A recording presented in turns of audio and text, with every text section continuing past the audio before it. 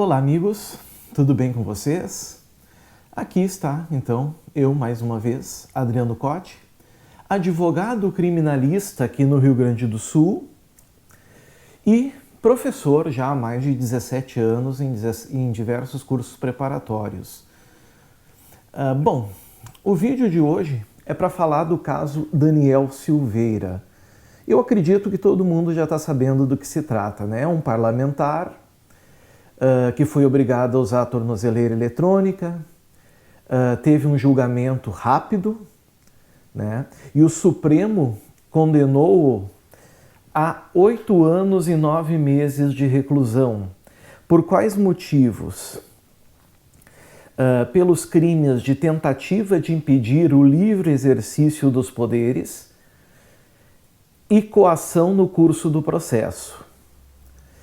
Ele também foi absolvido do crime de incitação à invasão da corte e sugerir agressões físicas aos ministros. Essas foram as 3 acusações de Daniel Silveira. Eu estou fazendo uma linha do tempo aqui até chegar na concessão da graça do presidente e explicar tudo como funciona.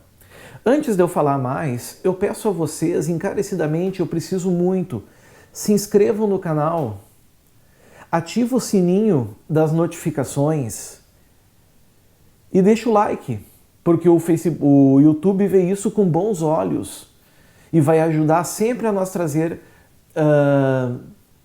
mais aulas, mais vídeos, mais conhecimento. Então, por favor, façam isso. Bom, voltando ao caso, então, Daniel Silveira, né?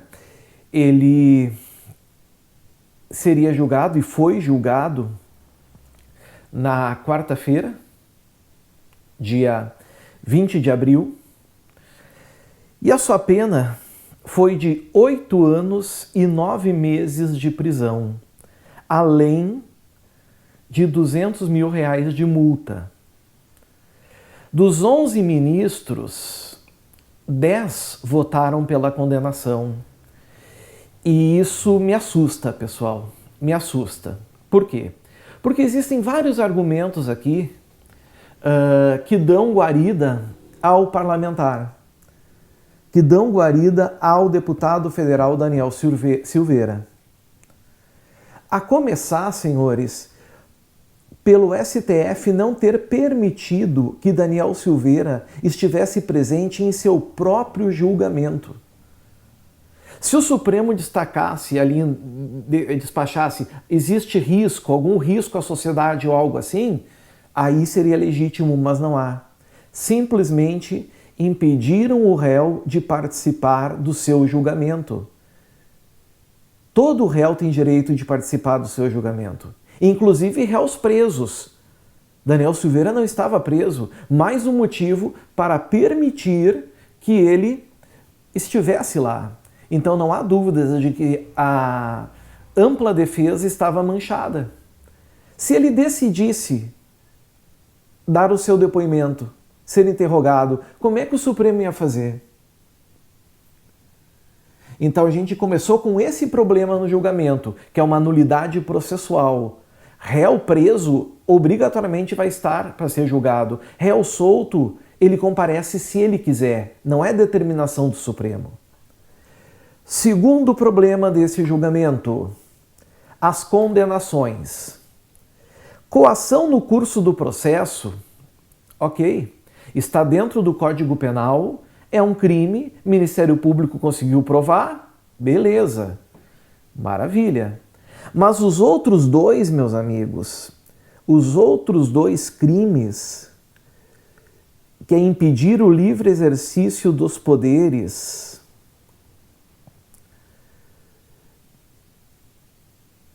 e incitar a violência aos ministros, esses crimes eles já não existem mais, eles foram revogados. Eles foram revogados pela Lei de Segurança Nacional que existia até 2001. Acabou esses crimes. Então o que a gente tem aqui é uma abolitio criminis, ou seja, o direito penal entende que essa nova lei que afastou essas condutas criminosas, por ser mais benéfica ao réu, ela retroage. Então ela alcança o acusado nesse contexto. Só que o Supremo não percebeu isso e condenou ele por crimes, inclusive, que já não existem mais. O caso da abolitio criminis, ou seja, que não considera o fato mais como criminoso, está lá no artigo 107 do Código Penal. O artigo 107 é muito claro ao determinar isso. Quem quiser acompanhar, lá diz assim, ó. Extinção da punibilidade. Extingue-se a punibilidade. 1. Pela morte do agente. 2. Pela anistia, graça ou indulto. E olha o número 3. Pela retroatividade de lei que não mais considera o fato como criminoso. Perceberam? Foi o que aconteceu. Se ele estava sendo julgado e foi condenado por crimes que já não existem mais, porque foi revogada a Lei de Segurança Nacional, o Supremo agiu ao arrepio da lei. Ele não poderia fazer isso. Então, a única pena que ele poderia receber era de coação no curso do processo. É a única pena, se condenado, e foi, né? É de coação no curso do processo. Está lá no artigo 3. Só vou conferir se é o 344.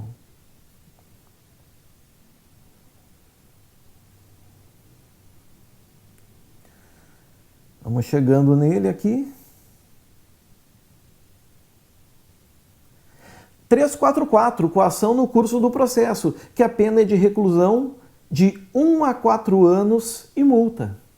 Essa era o máximo da pena. E, obviamente, com essa pena, sendo uma infração de médio potencial ofensivo, era possível, inclusive, obter a suspensão condicional do processo. Os outros 2 crimes, como eu falei para vocês, já estão revogados. Mas, enfim, o réu foi condenado, certo? Foi condenado a 8 anos e 9 meses. O que aconteceu? Para a surpresa de muita gente, ontem o presidente da República concedeu a chamada graça. O que é graça? Graça é um perdão. É um perdão concedido a uma pessoa, diferente do indulto, que também é o perdão, só que concedido para várias. Então, a graça, amigos, é o perdão concedido pelo presidente da República. É um ato privativo dele, não podendo delegar a ninguém. Claro que tem que ser usado com parcimônia. Aí eu vejo muita reclamação, mas fere o princípio da impessoalidade. Fere, só que a gente tem que olhar por outro ângulo. Se a gente entender que tudo fere a pessoalidade apenas por eles serem aliados políticos, então a gente enxerga a coisa pior.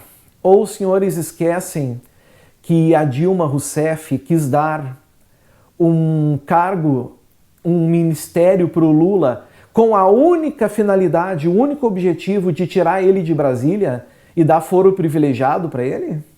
Vocês lembram? Vocês lembram também, pessoal, um outro fato interessante, que um juiz, um desembargador federal plantonista, quis aplicar um habeas corpus,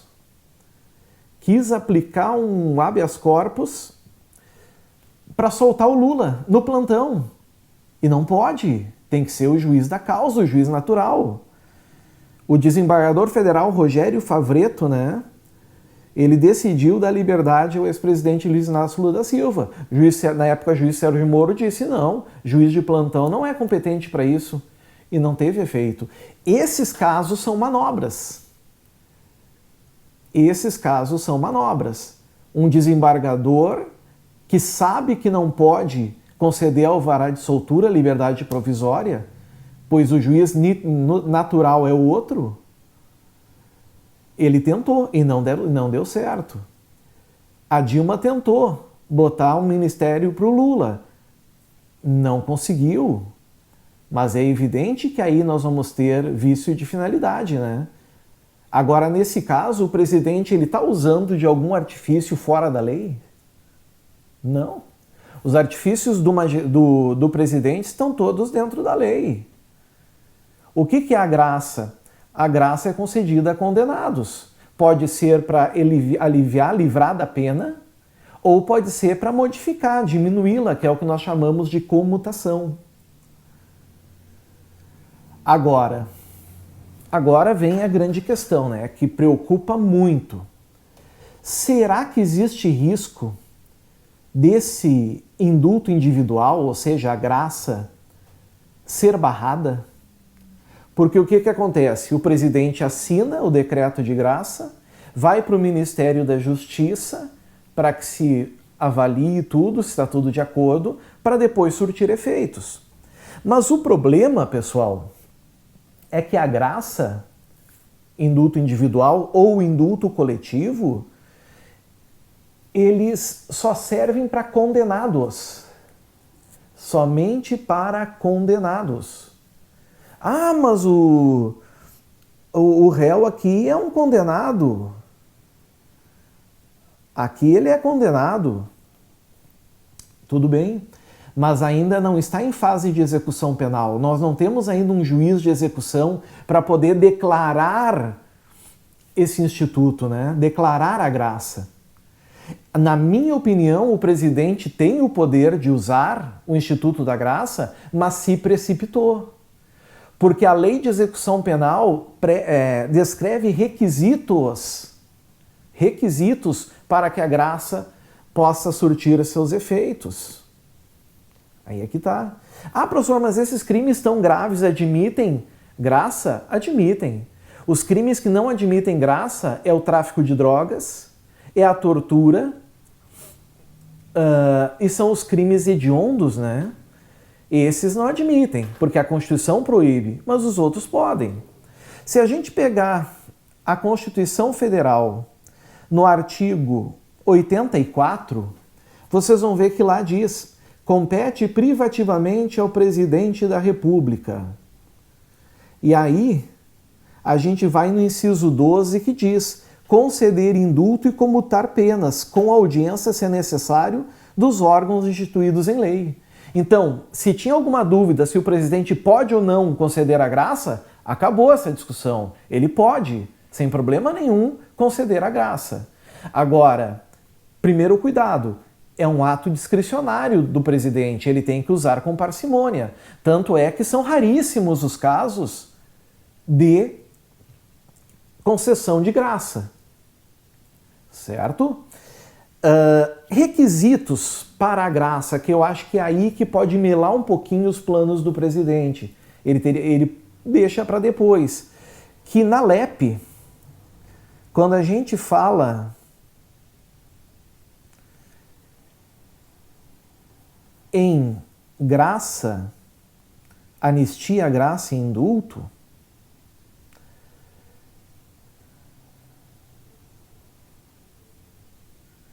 deixa eu ver se eu peguei ela aqui em algum lugar.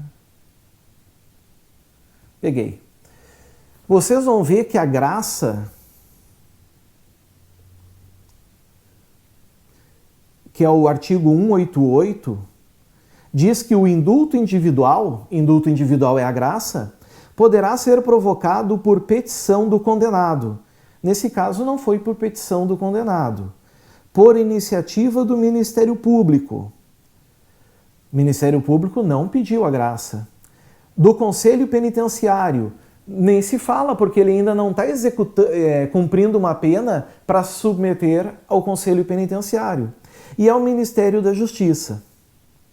Então eu quero acreditar aqui que o presidente não agiu de ofício.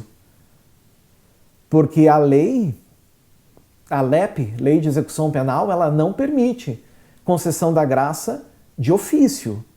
Ela exige ali que tem que ser por petição do condenado, e aqui condenado com trânsito em julgado, não se encaixaria nesse caso aí, pelo MP, pelo Conselho Penitenciário ou da autoridade administrativa. autoridades que podem também decretar. Aí, pessoal, vem uma das grandes problemáticas, né? A petição do indulto, acompanhada dos documentos que a instruem, será entregue ao Conselho Penitenciário para elaboração do parecer e posterior encaminhamento ao Ministério da Justiça. Pergunto, pessoal, como é que vai chegar a petição ao Conselho Penitenciário se o réu ainda não está cumprindo pena? O réu ainda não está cumprindo pena, então não tem como fazer uma interpretação aqui. O que o Conselho Penitenciário ia botar no parecer? Então, isso é um problema a ser discutido, a ser analisado. Certo? Processada o Ministério da Justiça com documentos e relatório do Conselho Penitenciário, a petição será submetida a despacho do Presidente da República, a quem serão entregues os autos do processo ou certidão de qualquer as suas peças, se ele o demandar. Pois é, pessoal, aqui então vem a grande questão, né? A petição, ela chega depois ao presidente. O presidente é o último a decretar. Aqui ele foi o primeiro a agir. Então, se não me engano, está se ingressando hoje com uma ação de descumprimento de preceito fundamental. E existe sim o risco desse benefício ser invalidado. Existe sim o risco. Por causa do quê? Talvez da impessoalidade, talvez de lesão à moralidade, mas aí eu citei o desembargador que quis usar de tramóia para assaltar o Lula, a Dilma que tentou dar um ministério para o Lula, mas sobretudo por faltar requisito. Ele deveria estar cumprindo pena, tem que ser por trânsito em julgado, porque assim a gente vai ter o parecer do Conselho Penitenciário. E olha que interessante, o presidente nesse caso ele é soberano, ele não é obrigado a acolher o parecer do Conselho Penitenciário. Mas o parecer tem que estar no rito. E não tem. Esse é o cuidado. E o 192 termina dizendo: concedido indulto e anexada aos autos cópia do decreto, o juiz declarará extinta a pena ou ajustará a execução aos termos do decreto no caso de comutação. Então, amiguinhos, muita atenção aqui. Quem pensa que esse sujeito vai ficar com a ficha totalmente limpa se engana.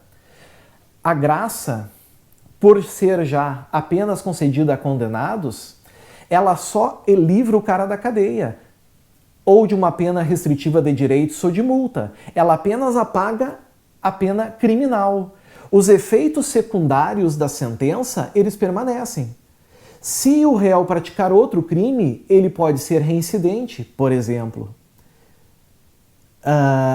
Ele ficou com os direitos políticos suspensos. Ele continuará com os direitos políticos suspensos. Por quê? Porque a graça só afasta a cadeia, a prisão, as penas criminais. O que for de efeito secundário se mantém, como obrigação de reparar o dano, como presumir a reincidência. Isso tudo vai permanecer. Certo? Cuidem com esse detalhe. Nesse momento,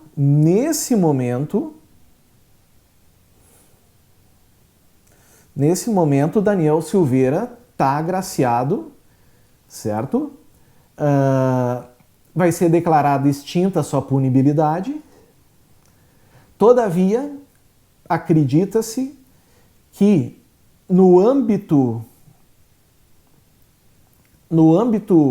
administrativo, vai haver ações para alegar a ilegalidade, a suposta, talvez, ilegalidade desse decreto da graça, porque o réu ainda não está cumprindo pena, né? Principalmente isso, e alguns juristas vão alegar a impessoalidade e imoralidade, que são princípios da administração pública, né? Enfim, qualquer outra novidade eu vou trazer para vocês aqui em vídeo, certo? Vai dar uma bela discussão jurídica, mas as informações importantes vocês estão sabendo. Graça é uma prerrogativa presidencial de uso discricionário, o presidente usa como quiser. O Supremo, se não me engano, deu 24 horas para o presidente explicar por que deu a graça, ele não tem obrigação nenhuma de explicar. Nenhuma. É prerrogativa dele. Tem chance de cair? Tem. Tem exatamente por esses motivos que eu falei para vocês. Se entenderem como desvio de finalidade, se entenderem como lesão à impessoalidade e à moralidade, com certeza ele tem grande chance de ser derrubado. Certinho, pessoal? Trazendo então apenas algumas dicas aqui a vocês, algumas informações sobre esse caso Daniel Silveira. Quem gostou, deixa o like. Quem não gostou, deixa o like também, porque ajuda muito, pessoal. Vamos ajudar a firma, certo? Se inscrevam no canal, ativem as notificações. Um grande abraço a todos, fiquem com Deus e até o próximo vídeo. Tchau, tchau.